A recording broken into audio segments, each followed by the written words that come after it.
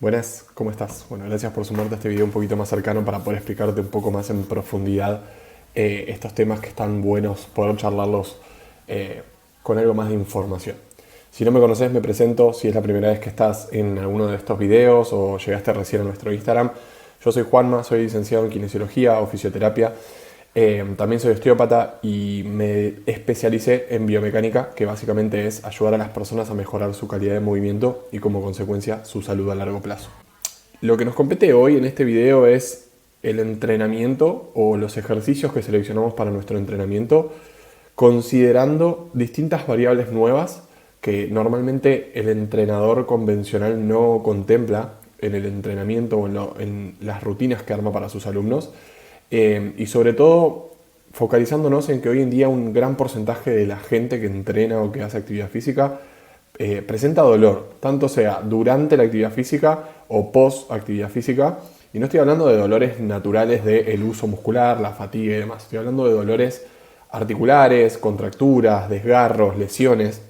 Entonces, hay un gran porcentaje de la gente que naturalizó ese tipo de cosas como parte del entrenamiento. Cuando nos vendieron toda la vida que el entrenamiento era para mejorar tu salud y para sentirte mejor, y le preguntamos hoy a gran porcentaje de la gente cómo se siente cuando hace actividad física o te cuentan cómo se siente, en mi grupo de amigos, en mi familia y demás, todo el mundo siempre viene con alguna consulta, más sabiendo que soy kinesiólogo o fisioterapeuta, vienen con alguna consulta de que algo siempre les duele, algo les molesta cuando hacen determinados ejercicios o movimientos.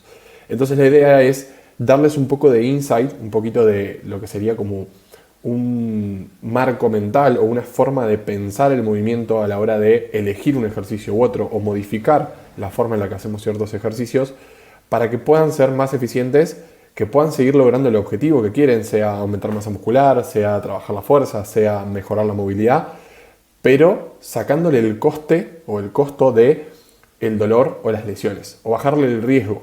Ese es el objetivo de este video. Así que voy a achicar un poquitito mi cámara y voy a pasarte a presentar algo que te armé en esta plataforma para presentar un poquitito. Como les decía, vamos a trabajar en todo lo que tiene que ver con el entrenamiento enfocado a personas que normalmente sufren dolor o lesiones y cambiar ese enfoque de entrenar para poder ver estas nuevas consideraciones a la hora de elegir un ejercicio o un tema al entrenar.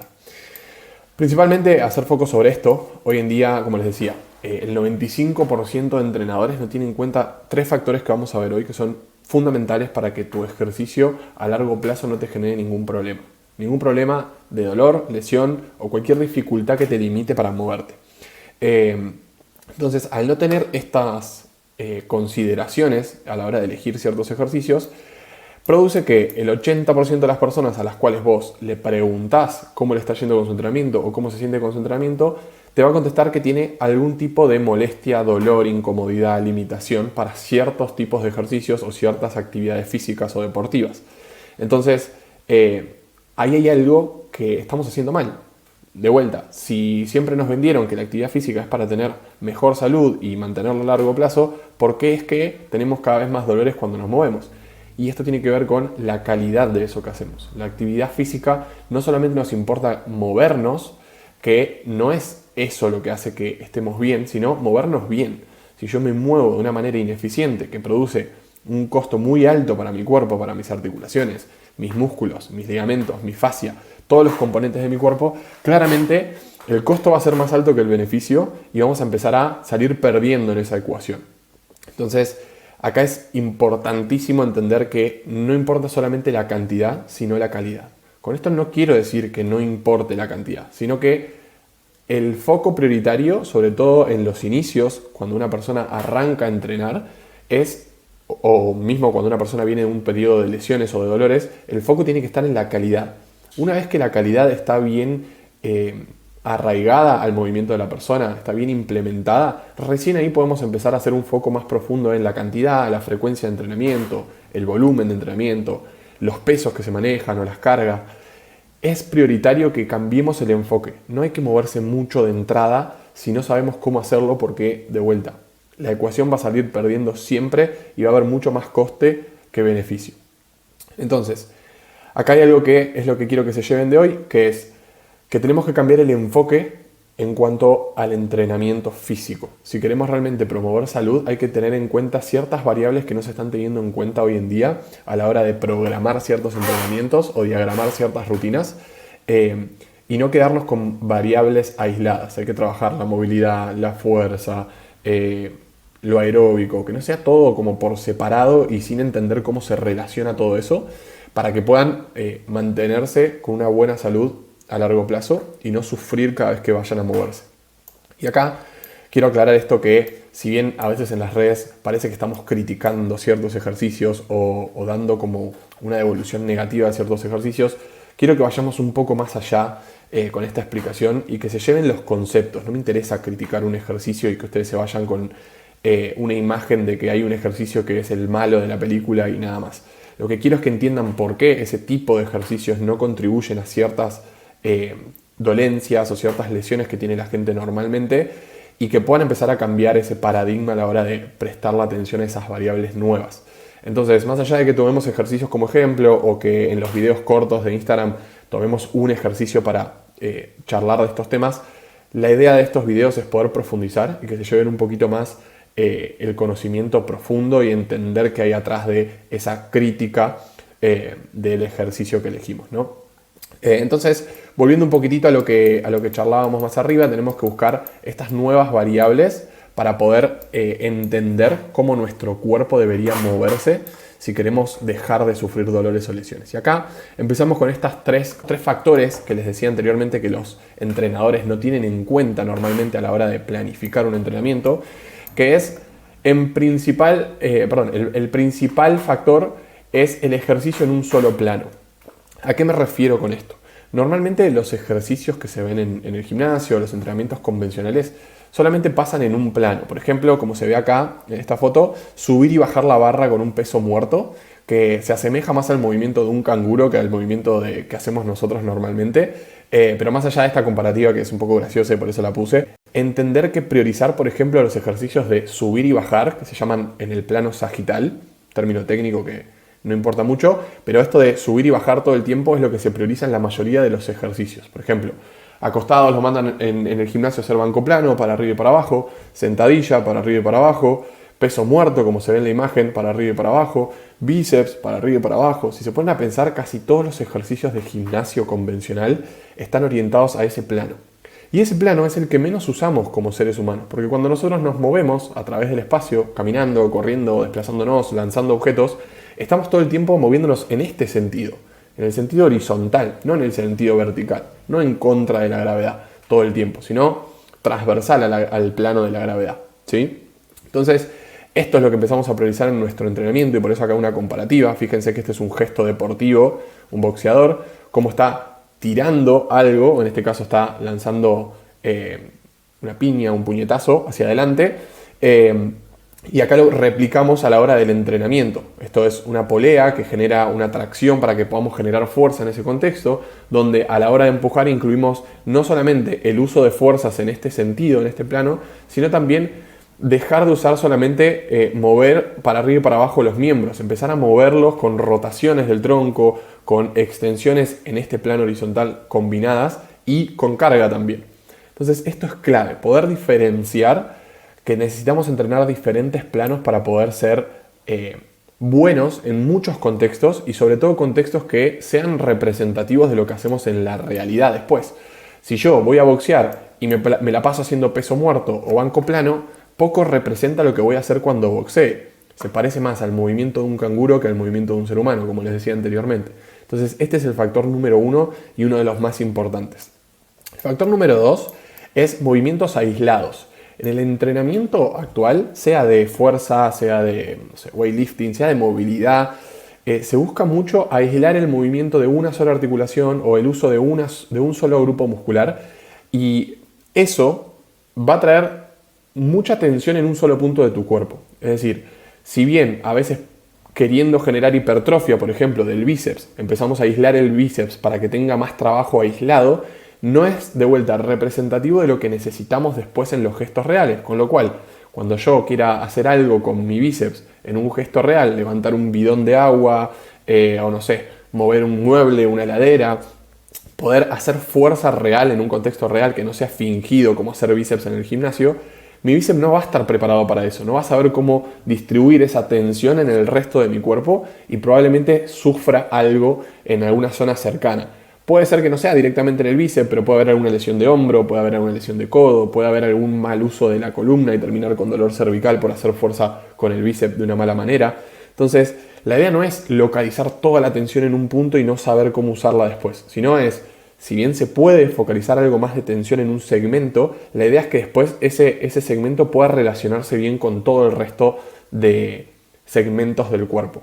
Entonces acá, a modo de ejemplo, les dejo un ejercicio que se haría normalmente en el gimnasio, que es un curl de bíceps, que es solamente flexionar el codo para que el bíceps empiece a trabajar cada vez más fuerte, pero si se fijan en un gesto real, como es el caso de un gesto muy sencillo, no, sino muy normal o común de ver en los deportes, que es el correr, básicamente, el bíceps, en este caso, está ejerciendo una acción de flexionar el codo para poder potenciar mi cuerpo hacia adelante, pero está acompañado de un montón de movimientos en otros lugares. Ahí hay movimiento de la pelvis, de la columna, del tronco rotando hacia el lado contrario, de la cabeza inclinándose. Si se empiezan a fijar cómo el bíceps se relaciona con todo eso, empezamos a ver la complejidad que tiene utilizar movimiento asociado en varios lugares del cuerpo. Entonces, este factor también es fundamental, pero es de los más difíciles que la gente puede implementar solas sin un acompañamiento, ¿no? Acá es donde nos especializamos mucho nosotros, que donde las personas necesiten empezar a integrar y salir de este tipo de movimientos para solucionar algún tipo de dolor o lesión, les enseñamos cómo integrar cada uno de esos músculos, cada una de esas articulaciones a distintas partes de su cuerpo.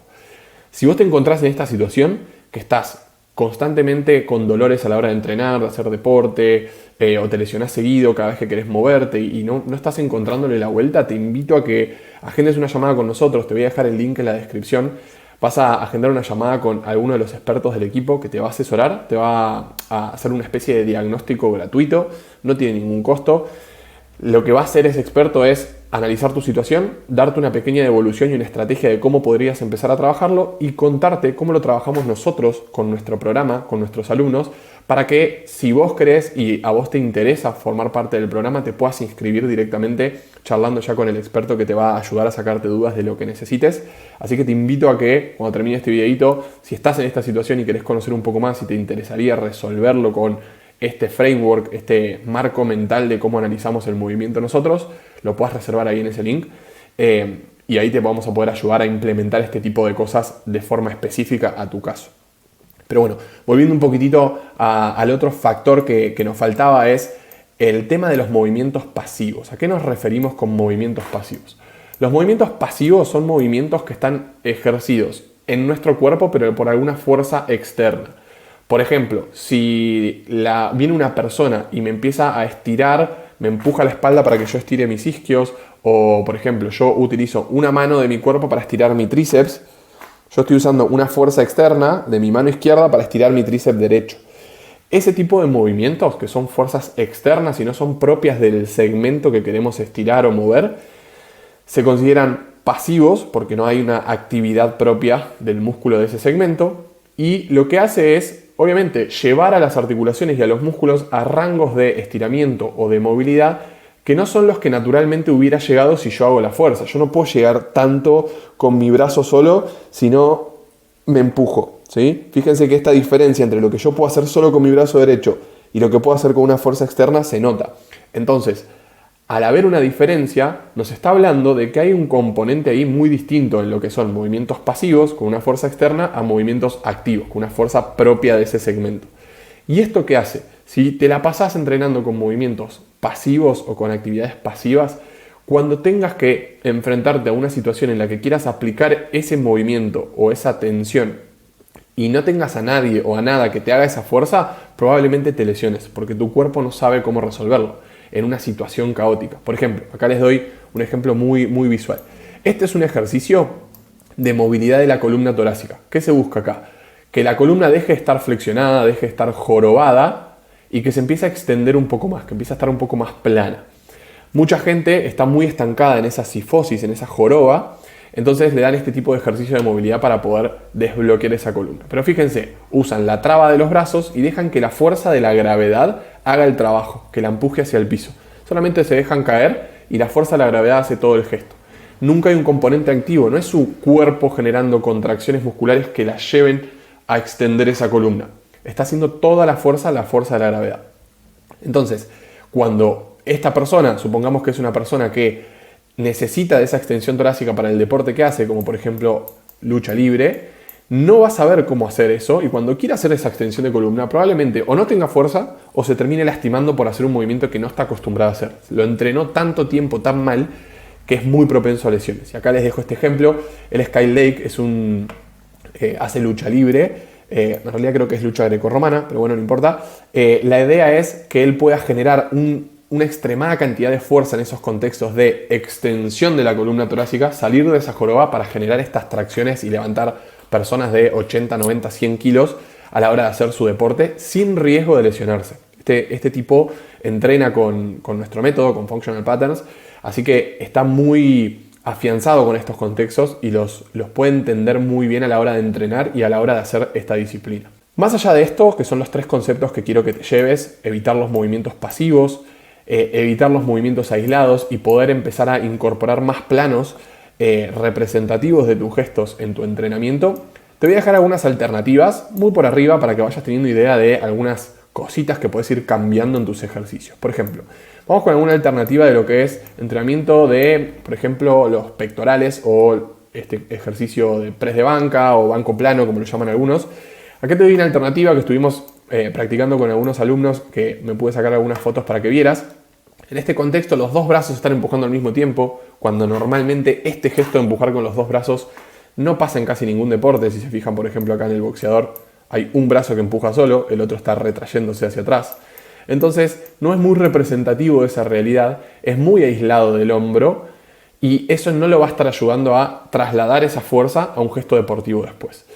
¿Qué podemos hacer? Por ejemplo, acá tenemos un componente en el cual la fuerza viene de un lado solo, la polea está haciendo fuerza sobre la punta del bastón de la barra y yo estoy haciendo la fuerza con mi brazo izquierdo en mayor proporción que con mi brazo derecho a la hora de empujar. Fíjense cómo empiezo a empujar y mi pectoral derecho es el que hace la fuerza, pero está relacionado con una rotación de mi tronco, está relacionado con una descarga de peso a mi pie izquierdo, que acá estaba en el lado derecho, una rotación de mi pelvis, y esto es mucho más representativo de gestos reales como este. Fíjense que rota el tronco, va un brazo hacia adelante, el otro hacia atrás.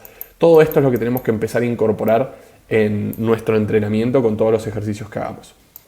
Por acá, ejercicios de movilidad también muy comunes, ejercicio de movilidad de cadera, que se lo llaman 90-90 porque las 2 caderas y rodillas están a 90 grados. De vuelta, es muy pasivo, deja que la gravedad comprima y haga todo el movimiento y el piso le fije la pierna, entonces no tiene fuerza asociada a este movimiento de rotación de caderas y no contempla cómo esa cadera puede estar afectando el movimiento de la pelvis, de la columna y demás. Entonces acá te dejo una alternativa, el Snaudi, el creador del método de Functional Patterns, que estaba haciendo una variante de movilidad de cadera con un uso de su propia fuerza, con un movimiento un poco más activo, dejando las fuerzas pasivas, en donde la barra genera una tracción, le va generando una rotación del tronco al mismo tiempo que sus caderas empiezan a abrirse y a desrotarse, y al final del gesto termina esta cadera que estaba en rotación externa, ahora está en rotación interna y viceversa con la otra pierna, ¿sí? Entonces, esto es un conjunto de todos los conceptos que vimos anteriormente. Hay fuerza que no es pasiva, sino que es activa. Hay integración de varios segmentos y está todo el tiempo pensado en patrones que se representan en los gestos reales. Esto es muy representativo de, por ejemplo, cuando corremos. Un brazo adelante, la pierna contraria adelante, el tronco rotado. Si miramos, por ejemplo, este gesto, brazo derecho adelante, pierna izquierda adelante, rotación del tronco. Entonces, cumple con todos estos requisitos a la hora de...